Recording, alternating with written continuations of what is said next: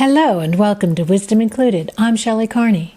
Over the past few months, I've met many wise women, business owners and entrepreneurs, and I've been honored to share their stories with you. Today's guest also brings stories to the world through her podcast, Married to Doctors.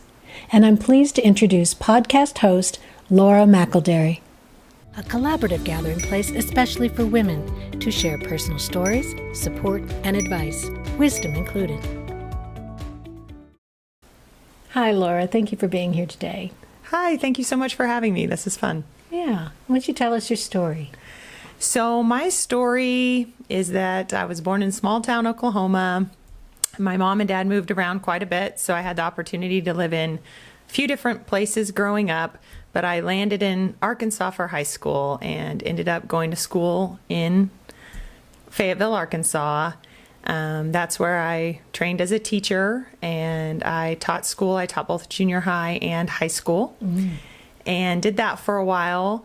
I also met and fell in love with my husband, and we moved to Little Rock, Arkansas for medical school.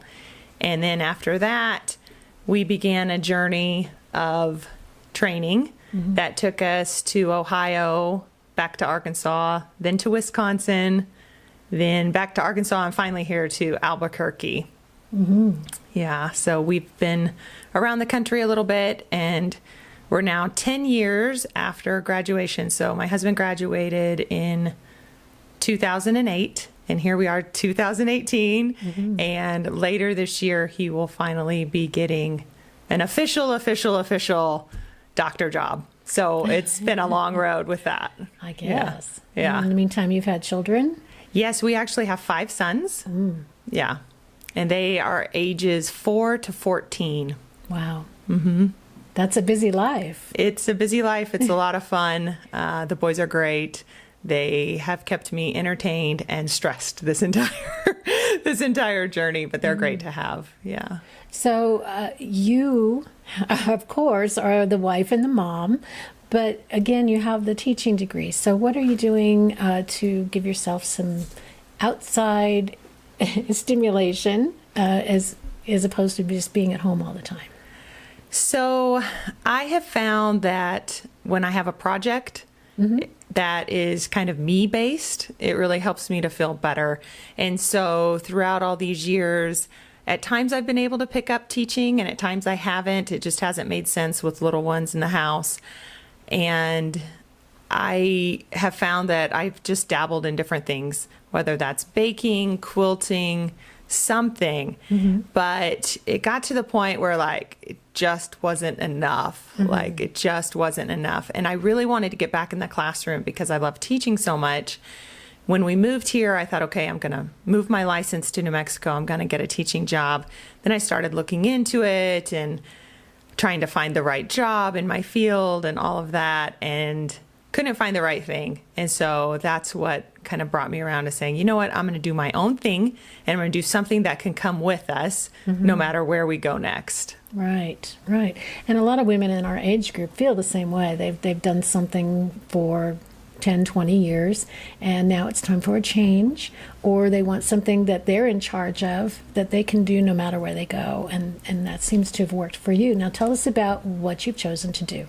So I decided to start a podcast, and it's called Married to Doctors, because that's the world that I know. And I really hesitated at first. I was like, well, what do I know about? And one of the things that I did was I sat down and I made this huge long list of anything that I knew anything about.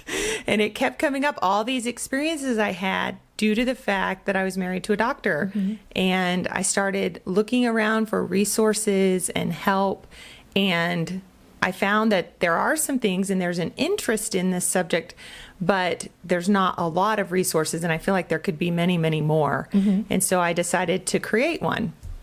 Okay. So tell us a little bit about your podcast and what types of subjects you cover, and what type of stories you're hearing on your podcast. Sure. So the podcast really has a threefold mission, I would say. It's to build a community and to share each other's stories. So I have lots of everyday doctor spouses, men and women, come on the show.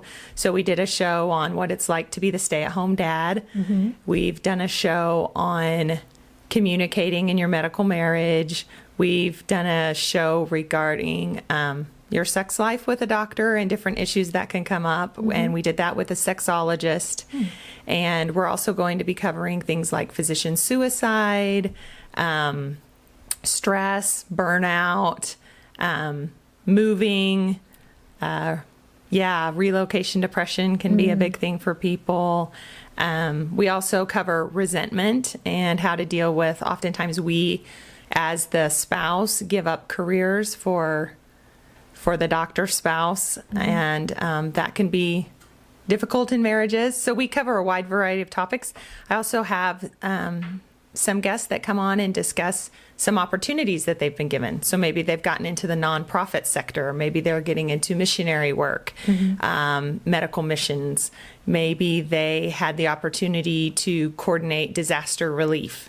So there's some really neat and wonderful things that can come with being a physician spouse, as well as some really unique challenges. And I wanted to build a community that spoke to all of that. So yeah, we share stories and we seek solutions through some experts. So I've had the opportunity to have Dr. Myers on the show, Michael Myers, and he's very well published. I think he's published like 150 articles on medical marriage. So I was very honored to have him as a guest and to speak to this topic. Yeah, so it's been a lot of fun. Okay. So if there's people out there who are wondering about starting their own podcast, what would you advise them to do? Well, I would advise them to be very clear on their reasons for starting a podcast. Podcasting is super fun, and in a lot of ways, it's not that difficult to get into. What is difficult is making a podcast in and of itself a business. Okay. So I would be sure that if you're doing it, you aren't thinking of it as a way to necessarily make money. It might be a good thing to add to a business you already have. Okay. Or if you already have some kind of social media platform, some type of following, then I can see adding in a podcast might be a good route for you. That's not to say you shouldn't do it. I mean, I did it, but it's really difficult to monetize. The number of listeners and subscribers is quite high to get advertisers. So just keep that in mind. It's not a get rich quick kind of scheme. Okay. So, yeah. So what made you decide that this podcasting was the right avenue for you? Well, for one, it was mobile. I knew I could take it with me. And I knew that our time here in Albuquerque might be limited. So we're still not sure about that. But if it is, I can bring the show with me. I also decided to do it because I enjoy people, and I enjoy the opportunity to meet people from all over the country. And it's been really fun to just have that opportunity to network and to grow. I do hope to eventually monetize it somehow. I'm not sure how exactly that's going to go. It probably won't come from the podcast itself so much, but probably more from like a few book ideas that I have brewing in my mind. Yeah, absolutely. Yeah. So what so far has been your favorite episode and why? I think it was the episode in which I interviewed a sexologist. And the reason why it was my favorite is, number one, I had the guts to do it, which I'm really proud of myself, because I think starting a podcast takes a certain amount of courage. And it's something that I guess in my younger years, I would have never dreamed of doing. And so just the fact that I was willing to do it. And also it was really fun because I read journal entries and then we discussed those. And I felt like she also made a great guest. So it was a really good episode. Nice. I find that when I interview new people, I love it because I'm learning from them, and about the city that they're from, or what they do. And it very often is something I hadn't heard or explored before. So I imagine that happens with you as well. Yeah, I learn all kinds of things. And even though the common denominator is that we're married to physicians, there's so much variation into what that looks like for different people. Sure. Even, like you said, you have some that are husbands that are married to female doctors and they're stay-at-home dads, or they have those issues that stay-at-home dads might have, or Sure. And even like dual physician couples. So doctors married to doctors, double the trouble, right? Right. And many variations in between. So And anywhere from no kids up to 4 or 5 kids. That's right. So That's quite right. a challenge. Right. Yeah. So those people who are wondering how to find you, where can they find you? So they can find me right here on YouTube and listen to the audio there. They can also find me on popular podcast apps like iTunes, Stitcher, Google Play, and they can also visit my website, which is marriedtodoctors.com. Married to Doctors is the name of the podcast. Yes. Marriedtodoctors.com is the website. That's right. All right. So I think they can manage that. And we'll have that in the comments below as well. Okay. Well, thanks. Thank you so much for being with us today, Laura. I appreciate your time. Yeah, absolutely. This has been fun. Thank you. All right. And for Wisdom Included, I'm Shelley Carney. Leave a comment below if you're interested in starting your own podcast or video blog. If this is your first time here, please take a moment to subscribe. I'll continue to post new videos on Wednesday and Friday each week featuring personal stories, support, and advice, wisdom included.